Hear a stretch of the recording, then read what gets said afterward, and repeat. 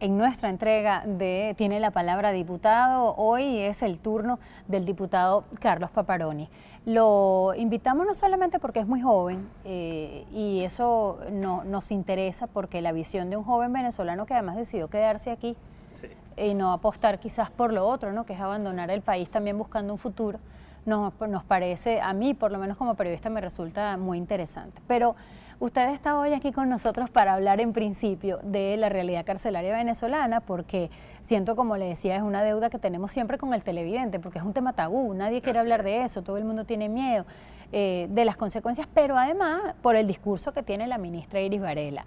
Qué difícil es poder conversar con ella, por ejemplo, como periodista, sumamente difícil, ojalá lo podamos lograr, ¿no? Es mi aspiración. Pero lo que sí corresponde y está en la ley es que tenga que venir a comparecer ante la comisión. Y entregar cuentas. O sea, ella tiene que venir además a darle, no a los diputados, sino al pueblo de Venezuela. Mire, esto fue lo que nosotros hemos hecho en los últimos años en base a lo que es la situación de las cárceles en el país. Lo que te decía en el anterior segmento, hoy día nuestros penales, nuestros recintos carcelarios en la Constitución dice que son centros no solamente de reclusión, sino además para lo que es que la gente pueda reformarse y volver otra vez a la sociedad. Hoy no puede ser que en Venezuela esto sea lo menos que cumple un penal.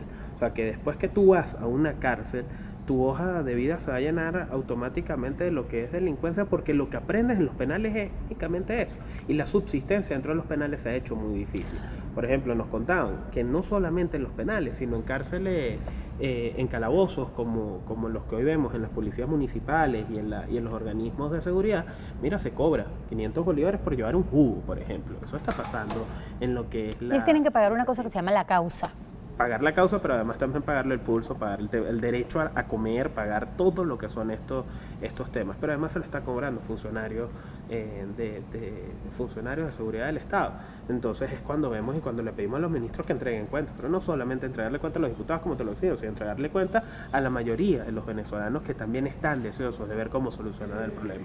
Hoy no puede ser que todos los venezolanos estemos tan enterados, pero además estamos pendientes de la cárcel, no porque haya un familiar, no porque lo veamos como un centro de regeneración, sino más bien porque lo vemos como una especie, un tabú, un centro de lo que es la delincuencia organizada del país. Hoy día, ¿cuántos venezolanos no han llamado de una cárcel para estafa o para cualquier tipo de transacción delictiva? Gente que tiene que ir incluso, y esto lo digo porque está en reportajes de investigación suscritos por mis colegas en sitios, por ejemplo, como Runrunes, donde se publicó un trabajo donde ellos hablan de que la gente tiene que ir a la cárcel a pagar secuestros para recuperar vehículos. O sea, hay que a veces citar hasta la fuente, diputado, sí, porque aquí en este país casi es un delito decir cualquier cosa, ¿no? Fíjese algo, hay unas declaraciones muy recientes de la ministra Iris Varela, que yo me voy a permitir hacer una pausa en la conversación para reponerlas, en las que ella asegura que la cárcel de San Antonio en el estado Nueva Esparta estaba pacificada pero no desarmada, que son, según ella, dos cosas distintas. Vamos a escucharla y me gustaría escuchar también su opinión frente a ello.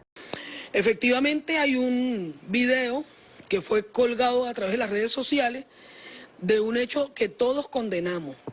Hay que informarle al país que Margarita, el internado judicial de Nueva Esparta, ubicado en Margarita, está dentro de un grupo de recintos penitenciarios que dentro de los planes se iban a ser abordados para su pacificación definitiva y su desarme definitivo este año. Nosotros logramos pacificar esa cárcel. Fíjese, el hecho de que una cárcel esté pacificada no quiere decir que ya se haya conseguido el desarme. ¿Cómo es esto de cárceles pacificadas pero no desarmadas? Mira, ¿no van de la mano ambas cosas? Sí, no, bueno, parece ilógico que tú hablas de cárceles pacificadas pero armadas. Eso me recuerda mucho a un discurso que en algún momento muy chamo escuché justamente en este país. Pero lo peor aún es que no sabe cuántas armas hay. O sea, lo más grave del asunto, y yo hago énfasis en esto, es que el gobierno nacional no sabe cuántas armas existen en los penales venezolanos. Hoy acabaron, primero, además, una estrategia que utilizó la ministra, que podemos debatir mucho y deja mucha incógnita, que es el traslado de los presos de la cárcel de San Antonio y mandarlo a otros penales, o sea, trasladar el problema a otro sitio. Pero hoy, a la fecha, después de casi semana y media de que estos traslados comenzaron, hoy no sabemos cuántas armas. Además, diputado, ¿a dónde fueron trasladados? Yo fui corresponsal, afortunadamente para esta conversación, yo fui corresponsal en Oriente, diputado. Usted es de Mérida, pero yo conozco Oriente. Mire, se los llevaron, entre otras cárceles, a La Pica, en Maturín, y a Puente Ayala, en Barcelona. Si hay dos cárceles donde la situación es bien complicada y que fueron, incluso antes de todo este problema, ya al final de la década de los 90 y al inicio de la década del 2000, ya eran cárceles muy violentas, donde sí se decía que eso era un infierno, donde sí hubo personas decapitadas dentro de los penales, donde hubo confinamientos, mal llamados autosecuestros, de cientos de familiares por los reclusos. Eso pasó allí en Puente Ayala. Entonces, ¿de qué te estás librando aquí para complicar allá? Así es. No, pero es que además tú comienzas, cuando haces un traslado así, sin una política seria de lo que es la recuperación no solamente del recinto, sino también de lo que es la vida del interno, no solamente estás trasladando un problema a otro lado, sino que no estás aportando una solución. Porque mientras tú no digas y mientras tú no tengas medidas efectivas y mientras los venezolanos no conozcamos los números reales que hoy estamos viendo en cuanto a la delincuencia y a todos los efectos de nuestras cárceles, no vamos a poder vivir tranquilos.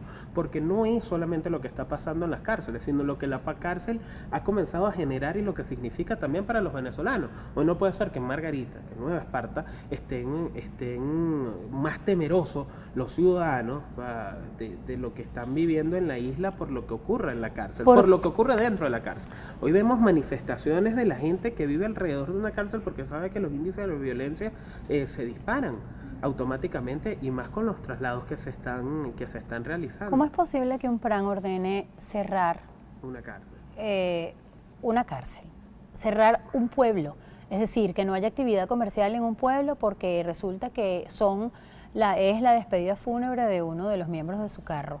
¿Cómo es posible que el ciudadano común hable ahora o utilice el lenguaje de las cárceles y sepa que es un PRAN, que es un volantero, que es un guerrero, que es un lucero, que es un carro? Pero es que además los vimos en series que también se transmitieron por internet, y los vimos que además no solamente eran series que transmitían en internet sobre caricaturas, sobre lo que era la situación de las cárceles, sino que vimos hoy día diputados de este seno, en ese momento candidatos y gente que ocupó grandes cargos de gobierno, anunciando en esta serie, anunciando además propaganda política y proselitismo político en base a lo que son estas series. Y hoy por supuesto que para la mayoría de los venezolanos esto es no solamente aberrante, sino también es algo que te genera mucho miedo, porque pareciera que existe un gobierno, que existe un Estado, lamentablemente, que está protegiendo a los delincuentes a través de lo que es esconder cifras oficiales. Hoy no sabemos cuántos presos hay en Venezuela, por ejemplo. Hoy no sabemos cuántos realmente están siendo procesados.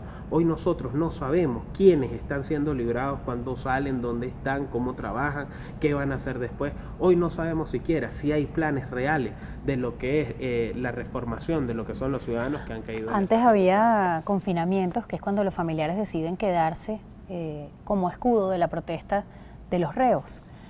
Muchas veces obligados, muchas veces de manera voluntaria, pero ahora, y con esto me voy a la pausa, la pernocta que la ministra dice haber combatido, yo quisiera saber como ciudadana si ciertamente eso ya no existe, porque entonces no estaríamos hablando de que no sabemos cuántos reos hay, sino que no sabemos además cuántas personas viven en las cárceles en estos momentos. Vamos a hacer una pausa y al regreso seguimos conversando con nuestro invitado de hoy, el diputado Carlos Paparoni.